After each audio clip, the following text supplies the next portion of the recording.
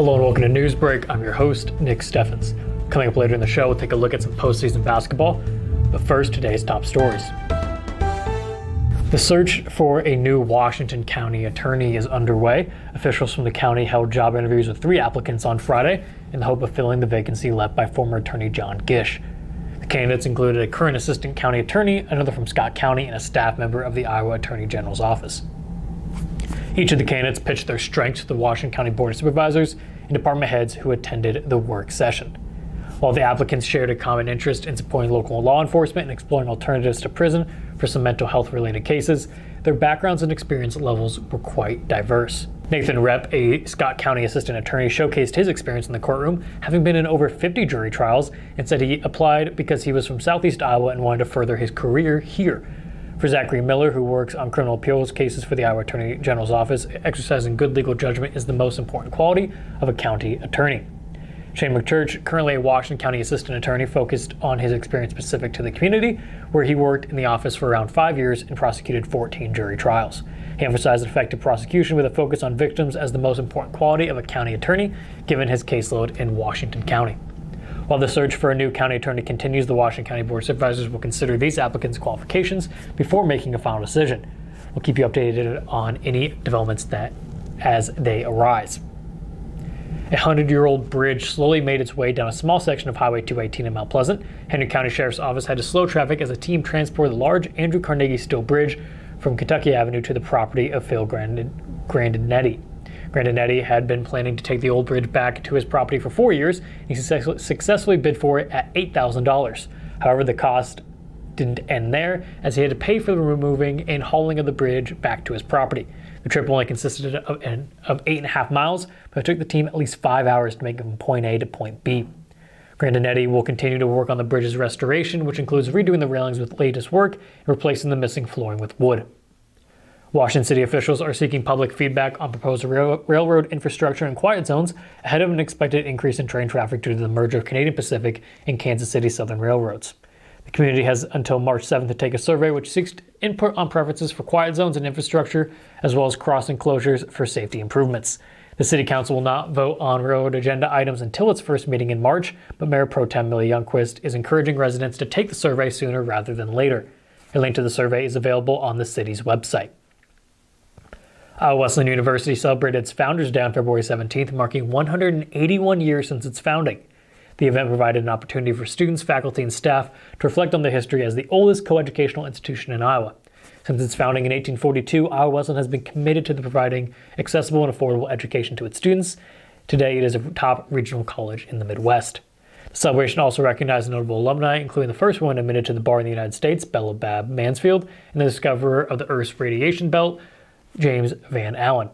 Vice President for Enrollment, Marketing, and Communications, Meg Rickman, said the university is proud to acknowledge the historical significance it has had in the community.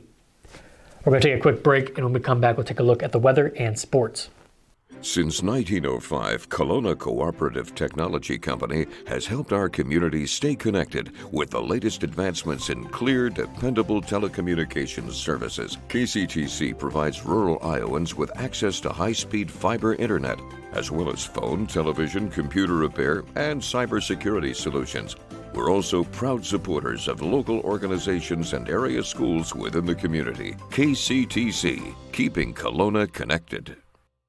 At the Capper Auto Group, we put our customers' needs first and understand that everyone is as different as the vehicle they select. We offer new Ford, Chevrolet, Buick, GMC, Jeep, Chrysler, Dodge, and Ram vehicles in a friendly environment that puts you in the driver's seat. When it comes to service, we maintain factory-trained technicians and competitive pricing. The Capper Auto Group still believes that service after the sale provides the best customer experience. Come see the Capper experience for yourself.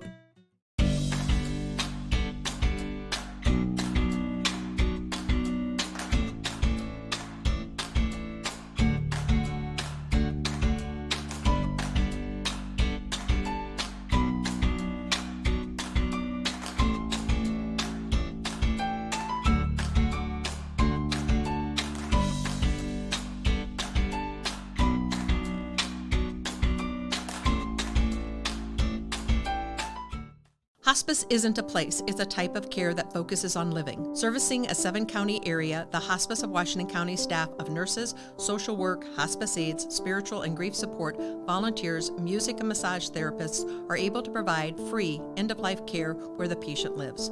We write wills, give consent for organ donation, but rarely is there a plan for what we would want the final phase of our lives. At Hospice of Washington County, we encourage our patients to be in charge of their healthcare decisions while maintaining quality of life. Welcome back to Newsbreak. I'm your host, Nick Steffens. We have your 5-day forecast coming up, but first, obituaries. Dr. John Carl Thorne of Washington passed away on February 18th at the age of 79. A celebration of life will be held at 11 a.m. February 24th at the United Presbyterian Church. Jones and Eden Funeral Home is in charge of the arrangements. Matthew John Spray of Fairfield passed away on February 19th at the age of 43. A funeral service will be held at 10:30 a.m. February 24th at the Wilson Friends Church. Gold Funeral Home is in charge of the arrangements. Muriel Joan Channel of Fairfield passed away on February 16th at the age of 88. A funeral service will be held at 10 a.m. February 24th at Benner Funeral Home. William Denzel Tompkins of Iowa City passed away on February 16th at the age of 65. A funeral service will be held at 10:30 a.m. February 21st at the Sharon Center United Methodist Church. Dr. Philip D. Zigfus of Oskaloosa passed away on February 16th at the age of 73. A celebration of life will be held from 1 to 5 p.m. February 25th at the Welcome Inn Bar and Grill. Bradley Lloyd Buckles of Washington passed away on February 17th at the age of 52. A celebration of life will be held at 3 p.m. March 18th at the Emmanuel Lutheran Church. Jones and Eden Funeral Home is in charge of the arrangements. John Clifford Danielson of Fairfield passed away on February 16th at the age of 76. A funeral service will be held at 11 a.m. February 25th at Benner Funeral Home.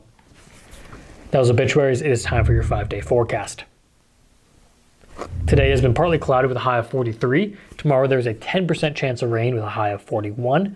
On Thursday it'll be partly cloudy with a high of 40, but there will be 27 mile an hour winds. Temperatures will drop to 30 degrees on Friday and it'll be cloudy. Finally, on Saturday, temperatures will rise back up to 48 degrees and it will be partly cloudy. We're going to take another quick break, and when we come back, we'll take a look at sports. Federation Bank is a locally owned bank providing award-winning customer service. We believe that we are more than just a federation of banks, but a federation of communities, serving Brighton, Richland, Wellman, and Washington, Iowa. Federation Bank's highly skilled staff is here to make sure you are able to accomplish your personal and professional goals, whatever they may be. Federation Bank, your family bank. You know, it's not a question of what all you have and so on with your life. It's who is in your life and how much you care for them and how much they care for you. And Tammy definitely cares. Family owned and operated by Andy and Sarah Ross. Ross Auto has been your vehicle repair and maintenance headquarters since 1935. We specialize in all makes of cars and light-duty trucks. With our variety of available services, let us help you keep rolling and your vehicle operating efficiently. Services include general auto repair, alignments, brakes, fuel injection, and more. Schedule your appointment today at 319-653-5656. That's 319-653-5656. I met Tammy about 20 years ago when her daughter was in Special Olympics and I was coaching. Told me that she was into doing senior benefits. We became even closer friends. She cares about everybody, especially the seniors. So call her.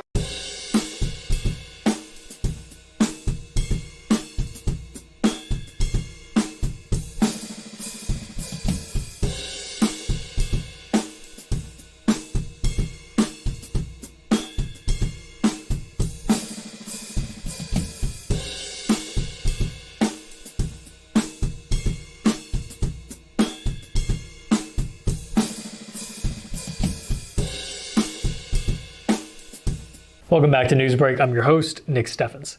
It is now time for sports. Sports, brought to you by Fairway.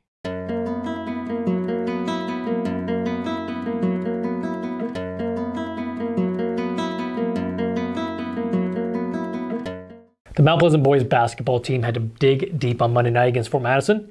In the two previous meetings, the Panthers fended off the Bloodhounds for a 1-point win in their Class 3A Region 6 quarterfinal.